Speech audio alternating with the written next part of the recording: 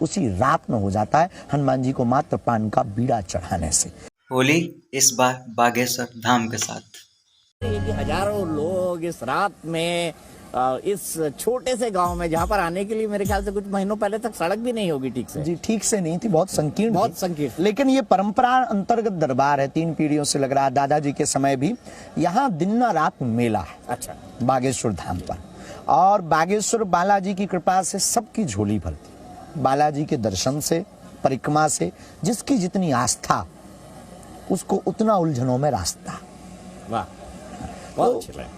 बुंदेलखंड इसीलिए बुंदेलखंड साधना संपन्न कहा जाता, इसीलिए क्योंकि यहाँ पर ना एक अद्भुत एक ना एक चीजें समय समय पर होती ही नहीं, चाहे वो वेदव्यास जी हो, प्रहलाद जी का वो एरच गांव होली का महोत्सव का स्थान हो, दतिया की पीताम्बरा माता हो, राम राजा ओरछा हो, मैहर की शारदा माता हो, जटाशंकर भगवान की चर्चा हो, भीमकुंड की वो गहराई जिसका कभी पता नहीं चला। इसलिए हमेशा बहुत से लोग हमसे कहने लगते हैं कि आप बुंदेलखंड के लोग कितने विचित्र हैं। हमने कहा 100 दंडी एक बुंदेलखंडी। ये विनोद में है, दंडी मतलब महात्माओं के लिए नहीं, 100 डंडा वाले एक बुंदेलखंडी बराबर काम, बिल्कुल बराबर काम करता। और यहाँ पे कहते हैं ना, झांसी गले की फांसी, दतिया गले का हार, ललितपुर न छोड़ियो जब तक मिले उधार। इसके पीछे क्या है महाराज जी, बताइए, बचपन से सुन रहा हूँ मैं। जी, झांसी की महारानी जो है रानी लक्ष्मीबाई, उनकी वीरता के कारण हमारा भारत मातृत्व प्रधान देश है, जहाँ गाय माता है, गंगा माता है, जहाँ गायत्री माता है और जहाँ भारत भी माता है। और इस मातृभूमि मातृत्व प्रधान देश में एक वीरांगना ऐसी हुई जिसने पूरे दुनिया को हिला करके रख दिया था अंग्रेजी हुकूमत को, और अंग्रेजी हुकूमत के गले की फांसी महारानी लक्ष्मी की बाई की वीरता बन गई थी। तो दतिया माता गले का हार इसलिए है क्योंकि माँ का श्रृंगार हार, और माँ का वरद हस्त जिसके ऊपर होता है वो कभी हारता ही नहीं है। चीनी सेना भी हार गई इस माँ की हार के कारण, दतिया की माँ की कृपा के कारण। तो वो रही बात ललितपुर की, तो ये सभी जिला बुंदेलखंड के दिव्य साधनाओं से संपन्न है। मैहर आपको बताएं कि खजुराहो भी बुंदेलखंड। जी जी। शिल्पकला जो बहु प्रसिद्ध है और वर्ल्ड में टूरिस्ट प्लेस है खजुराहो, जहां शिवलिंग की अद्भुत महिमा, जहां मंदिरों में बाहर काम कला, अंदर रामलीला, और काम को त्याग कर, वासना को त्याग कर अंदर जाओ तभी उपासना सफल होगी। इसका सूत्र हमारे खजुराहो से ही प्राप्त होता है। और इसीलिए हम लोग कई बार बुंदेलखंडी हम लोग गाते रहते हैं आपस में, जब बैठते हैं सब लोग तो हम लोग आपस में गाते रहते हैं। किसी ने एक गीत की रचना की थी, वो बड़ी दिव्य रचना है। ऐसी माटी ना भारत के खंड खंड में, जन्म दैयो विधाता बुंदेलखंड में, जन्म दैयो विधाता बुंदेलखंड में। ऐसी मिट्टी कहीं नहीं। यहाँ की जो खुशबू, रंगीन मिजाज, रंगीन मिजाज का मतलब वैसे रंगीन नहीं, यहाँ सब हिलमिल करके रहते हैं।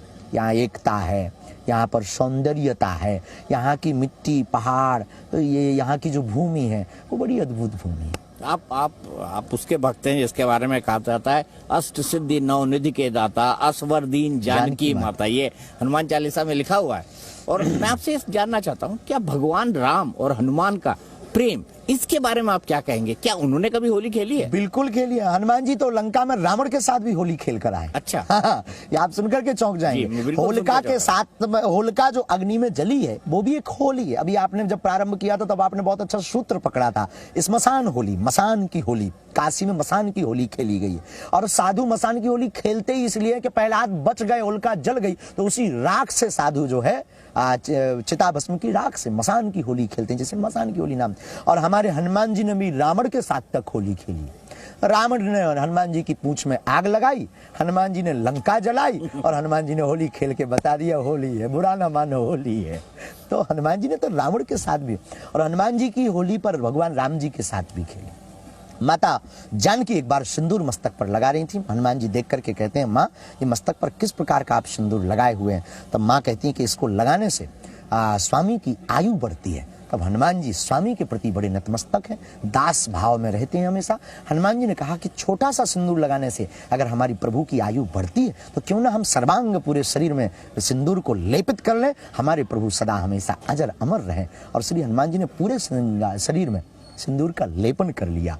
और जब जैसे ही आए तो हनुमान जी बहुत हंसे, और जब हंसे तो हनुमान जी को गले लगाया तो हनुमान जी का रंग राम रंग में रंग गया। और उसी दिन होली भी खूब खिली भगवान के साथ में। तो भगवान ने भी बहुत होली हनुमान जी के साथ खेली। होली के दिन में हनुमान जी की बड़ी महिमा है पूजा की।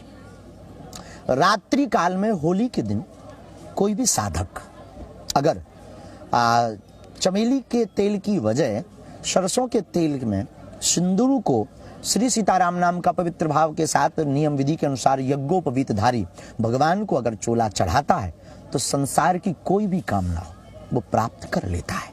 और उस दिन एक बड़ा सुंदर उपाय किया जाता है पान का। बीड़ा पान, मीठा पान लगाकर पवित्र भाव से होली के दिन रात्रि काल में अगर श्री हनुमान जी को प्रसाद रूप में कोई भी व्यक्ति लगाता है तो उसके जीवन के हिरण्यकश्यपु जैसे समान जितने भी राक्षस संकट होते हैं उन संकटों का नाश उसी रात में हो जाता है हनुमान जी को मात्र पान का बीड़ा चढ़ाने से। और इसका उपाय बहुत से साधक होली के दिन करते हैं। जो हनुमान जी के साधक होते हैं, जो हनुमान जी के भक्त होते हैं, वो इस साधक को बहुत प्रयोग करते हैं, क्योंकि होली की रात साधकों की रात होती है। साधक साधना साधता है होली की रात में। होली की रात में सकारात्मक ऊर्जा और नकारात्मक ऊर्जा दोनों का जो ज्वार होता है वो बहुत ऊंचे लेवल पर होता है। तो सकारात्मक वाले अपनी ऊर्जा को खींच लेते हैं, नकारात्मक वाले अपनी ऊर्जा को खींचते हैं। लेकिन हनुमान जी की कृपा को पाने के लिए होली की रात स्पेशल रात है। सीताराम नाम का कीर्तन करना, चोला चढ़ाना। हनुमान जी को तो वैसे हर रोज रंग लगता है, चोला का रंग हनुमान जी को, लेकिन उस रात को अगर चोला चढ़ाया जाए उस रात बहुत पावरफुल होता है होली की रात का चोला।